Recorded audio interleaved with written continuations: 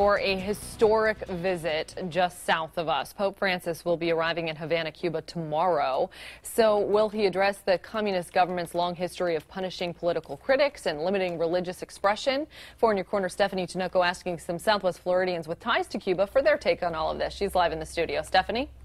Amy, the local Cuban-Americans I spoke with say they're glad to see the Pope go to Cuba. But what they really want to know is what's he going to say about some controversial topics once he's there.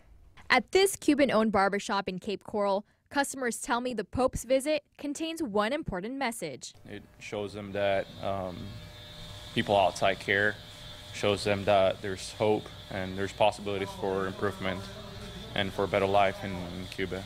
And maybe a better life for the Cubans who've opposed the Castro government and paid the price. What can he do to help release more than 3,000 political prisoners that we have in Cuba right now? I heard the same sentiment from another Cuban-American, Diego Cabrera. Even though the church is not politics, but it should be pushed a little bit more into freedom of speech, freedom of religion, freedom of gathering. And there will be many gatherings as the Pope holds Mass at different places throughout Cuba. Diego says it would be nice to see the same thing closer to home. He goes through all the communist country and try to ease it off between America and the communist country.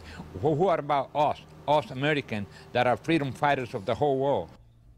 In fact, Pope Francis will be coming to the U.S. after he visits Cuba. He's expected to arrive Tuesday at Andrews Air Force Base in Washington, D.C. Live in the studio, Stephanie Tinoco, Fox 4, In Your Corner.